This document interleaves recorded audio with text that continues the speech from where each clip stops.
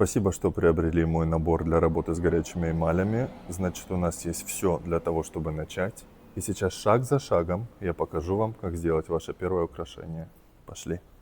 Давайте начнем с быстрого обзора. Это кисть, наш главный инструмент, с которым мы будем работать. Это наши заготовки, которые мы будем эмалировать. Платформа для запекания и баночки с эмалями. Под платформой вы найдете наждачную бумагу и специальную салфетку. Первое, что нам нужно сделать, это добавить немного дистиллированной воды. Пожалуйста, обязательно дистиллированной, не набирайте воду из-под крана.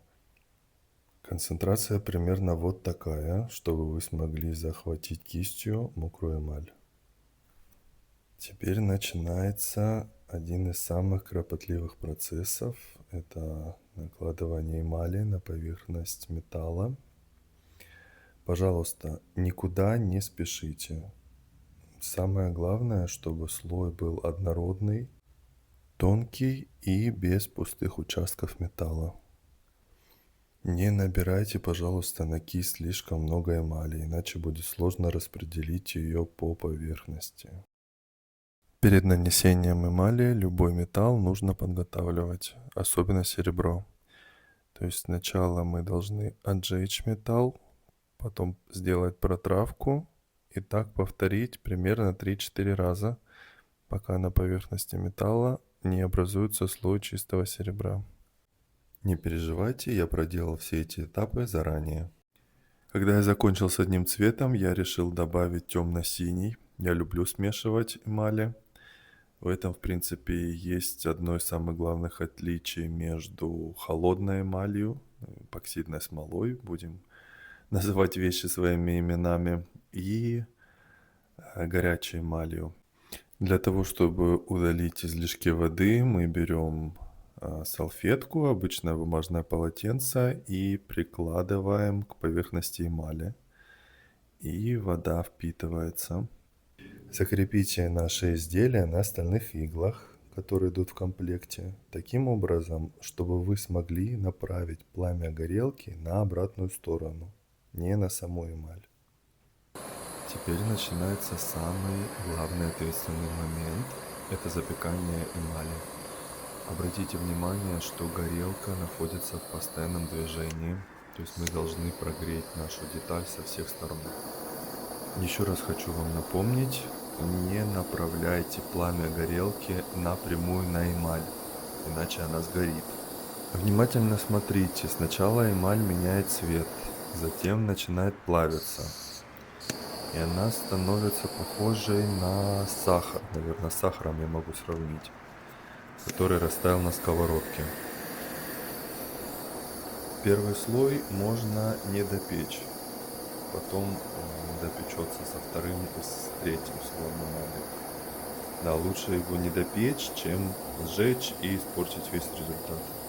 Пока вы внимательно смотрите на изменение структуры эмали, я вам расскажу основные ошибки новичков, с которыми вы можете столкнуться. Первое – это нанесение слишком толстого слоя. Кажется, конечно, что так быстрее и ярче, но при отжиге толстый слой дает трещины и пузырьки. То есть это наш враг. Эмаль лучше накладывать постепенно и несколько тонких слоев. Следующее – это слишком резкий нагрев или охлаждение. Я даже не знаю, что хуже.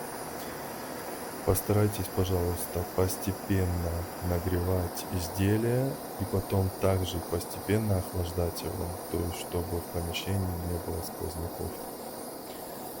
Эмаль очень чувствительна к перепадам температур и могут появиться трещины или вообще может эмаль отскочить от изделия.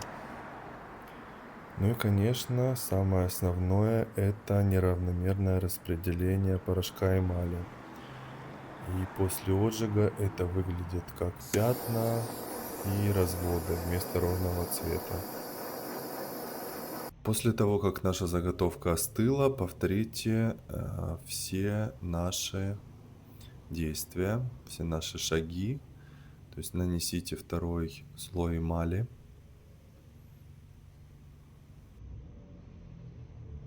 Просушите его от излишек воды.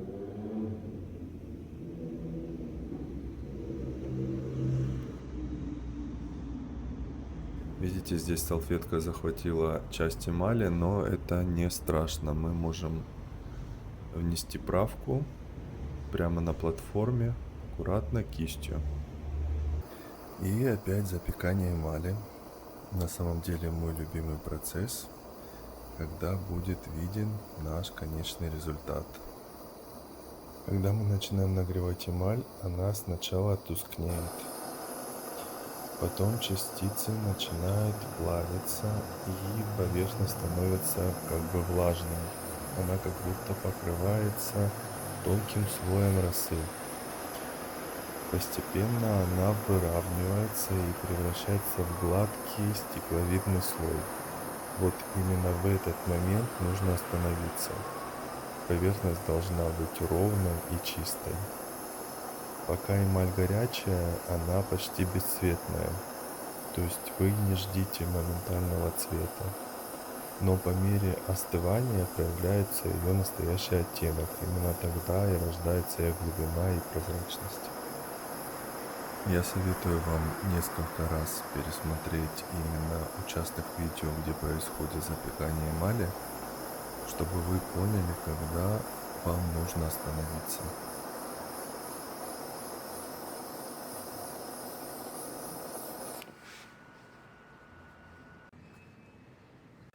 Все, самое страшное у нас позади.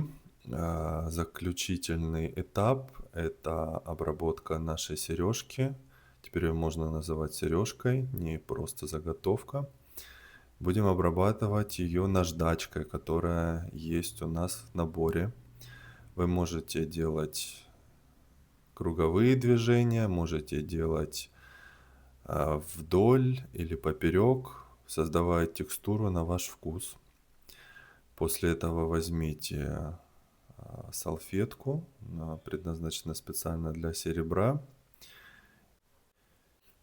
и протрите. Это придаст нашему изделию дополнительный блеск. Вот такие серьги у нас получились. Я очень доволен. Спасибо вам за проделанную работу. До новых встреч.